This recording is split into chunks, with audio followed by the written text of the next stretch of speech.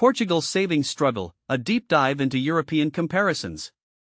It's a stark reality, Portugal faces a significant challenge when it comes to saving money. According to recent data, the country holds the title for the lowest savings rate in the European Union. But what does this mean for the average Portuguese citizen, and how does it stack up against the rest of Europe? Let's break it down. In the second quarter, Portugal's savings rate clocked in at a mere 11.95%, as reported by ECO. This figure places Portugal at the bottom of the barrel when compared to other European nations. The gap between Portugal's savings rate and the European average has also widened, reaching its highest point in a year and a half. A look at the numbers: Portugal versus the European Union. When we compare Portugal's savings rate to the European average of 14.97%, and the Eurozone's 15.5%, the contrast is striking.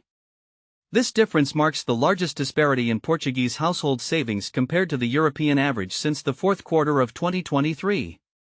Even when considering countries outside the Eurozone, Portugal only moves up one position, surpassing Poland.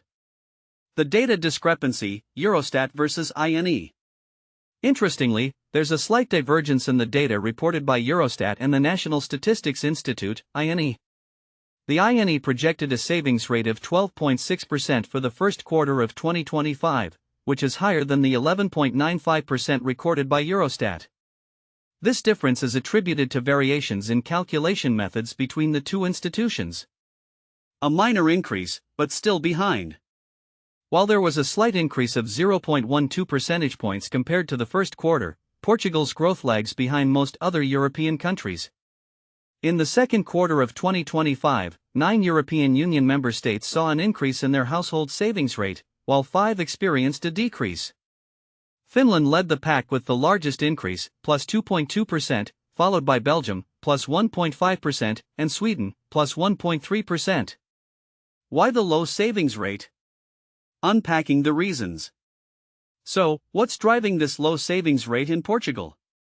According to ECO, there isn't one simple answer. Several factors could be at play. Lower wages: Portuguese wages are generally below the European average, making it tougher for people to save.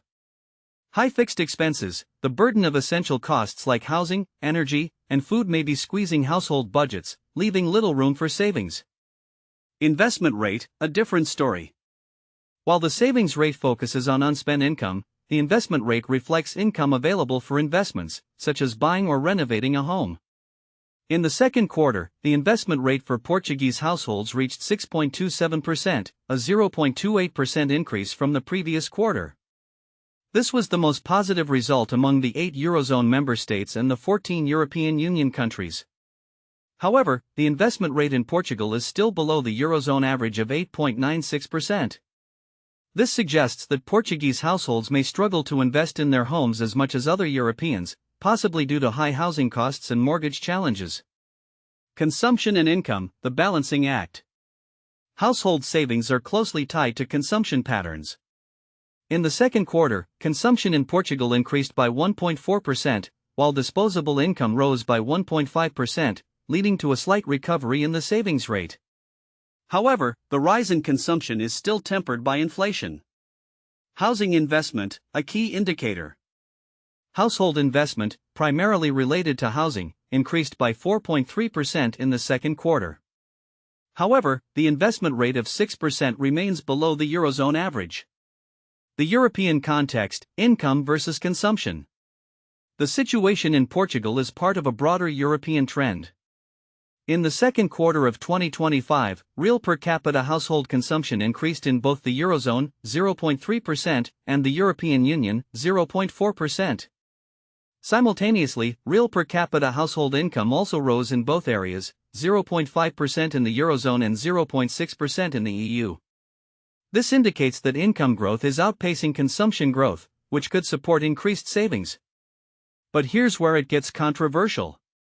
Eurostat highlights that the rise in real per capita income in the Eurozone was primarily due to increased worker compensation and social benefits. However, current taxes and social contributions negatively impacted household income.